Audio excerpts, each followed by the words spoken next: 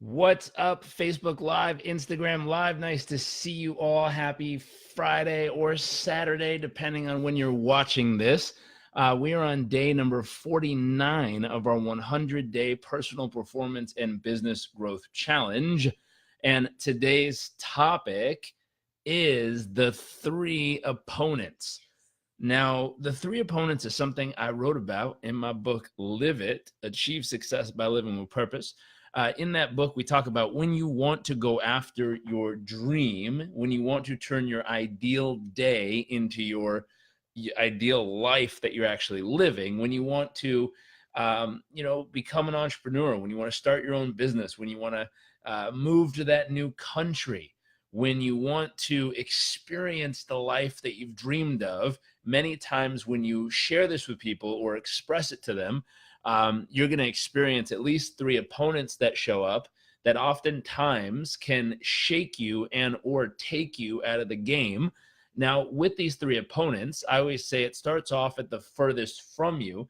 And the very first opponent you're ever going to face is you're going to say, hey, I've got this new idea. I've got this project I want to work on. Or, man, I'm going to move to South America for a month just because I want to. Or I'm going to travel around the world on a ship. Or I'm going to go volunteer in a village somewhere. Or I'm going to go build a school for kids in need or a hospital for people who need it.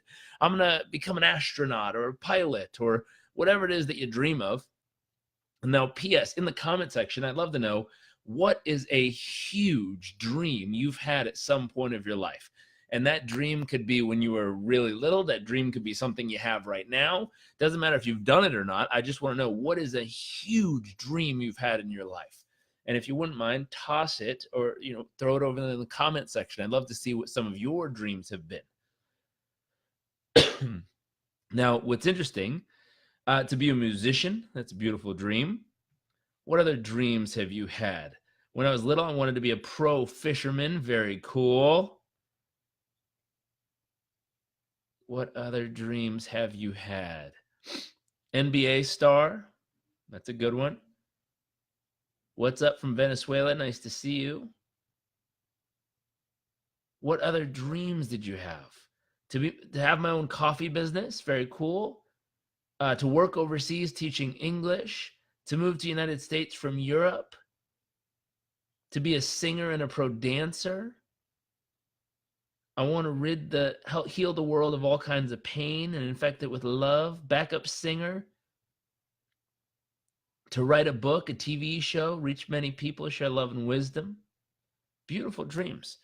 Beautiful dreams. Now, here's the crazy part. Whenever we have a dream, oftentimes we're going to be faced with at least three opponents. The very first opponent is when you sit down with someone who is kind of a distant friend or an acquaintance, someone you know. And it's someone who's not that close to you, but they ridicule this dream of yours oftentimes because it's just not something that they see themselves being able to do. It's not something that they're interested in. It's not something that kind of fits in their box of possibilities in the world. So they just look at it and go, that's ridiculous. That'll never work. That's silly. I know someone who tried that. That didn't work either. And they kind of just ridicule it. And so it's someone who they're not that close to you. They're just more or less an acquaintance and they ridicule it. Now, in the comments, have you ever shared one of these huge dreams you just shared with someone who's ridiculed it? I don't know what my wife's up to back there. But real quick, in the comments, have you ever shared a dream or an idea with someone who just straight up ridiculed it, cut it down? Most people have. And sometimes that's enough.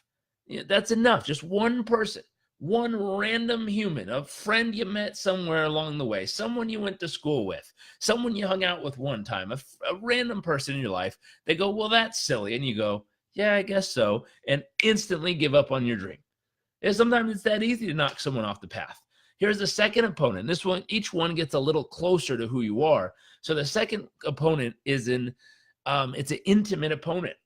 And the intimate opponent is, hello, Monica from Dublin. The intimate opponent is a family member, a colleague, a spouse, a parent, a child. It's someone who's very close to you, who knows you, who hangs out with you, who sees you, who's around you all the time. Now, when they bring up an objection and you're like, oh my gosh, I know what I'm going to do. I'm going to be in the NBA, or I'm going to start my own coffee business, or I'm going to travel to the United States and live there. And what happens is you voice this dream, you voice what it is you want to do. And this person who really knows you, who's been around you, goes, remember last time? And they bring up a painful moment that's like, oh, why'd you have to bring that up? Like, why'd you have to poke me right in the heart? That was not cool. And oftentimes, the reason they bring this stuff up is because they don't want to see you hurt or frustrated or sad or upset again. They don't want to have to experience you going through the same frustration again or the same heartache again. And therefore, they're bringing it up to try to prevent you from having to go through the same heartache again. Now, it doesn't seem that way when they do it. It feels more or less like they're just kind of, bam, stabbing you right in the moment when you were feeling so good and excited. Now, you can't hate them for this, because really, truly, the only reason they're doing it is out of fear of you getting hurt again, out of fear of you, here's the other part, breaking through something that's not possible in their mind or their heart or their life. Therefore, it shows them that, man, they could have done it too if they would have done this earlier in their life. They could have crossed over. They could have chased their dream. They could have gone after what they wanted. And that's a really uncomfortable feeling, especially if they're older, because now they're looking back and going, shoot, man, if it worked out for you, that could have worked out for me. But dang, I just didn't go for it back then. So this one creates lots of friction. Now there's one more opponent. We have the external opponent. We have an intimate opponent. And then number 3, the third opponent is the internal opponent. You.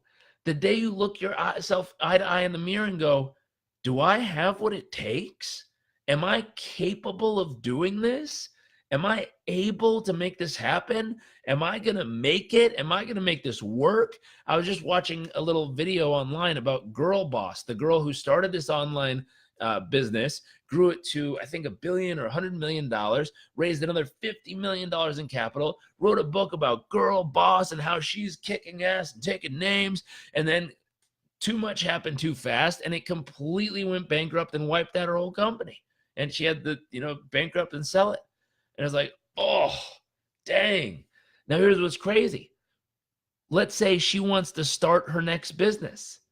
She's going to have to face all 3 opponents again, because someone around her is going to go, that's a dumb idea. That's silly. That won't work. Someone else is going to go, remember what happened last time, and kind of bring up that past pain. And then one day she's going to look herself in the mirror and say, shoot, was I lucky? Do I actually have what it takes? Am I going to succeed if I try it again?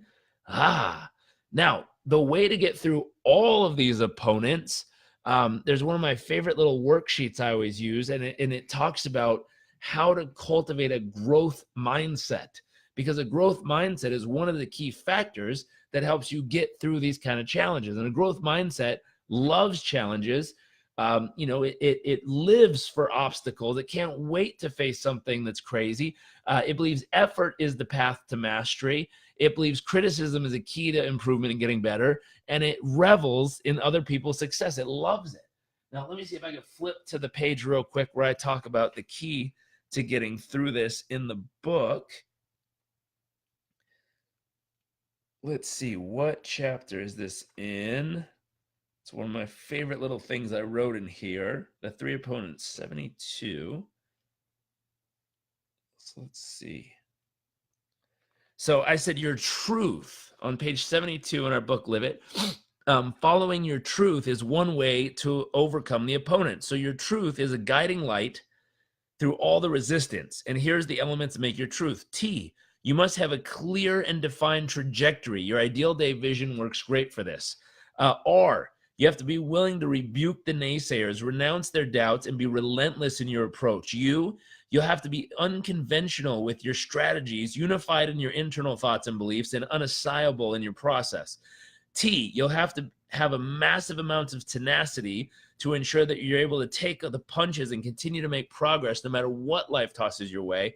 And H, to end truth, you will need to have a place you can go each day to refuel. Your daily habits create a mental, emotional, and physical safe haven that will help you feel like your world is in total harmony. So I always say use your truth to make it through any of these challenging moments. And that little acronym of truth guides you back to a place that you can get through all three opponents and whatever else comes your way. So I thought this would be useful today. Tag someone who needs to hear this, needs a reminder, kick some butt, have some fun. Happy Friday or happy Saturday morning. And I will see you all tomorrow for day number 50 of our 100-day personal performance and business growth challenge. See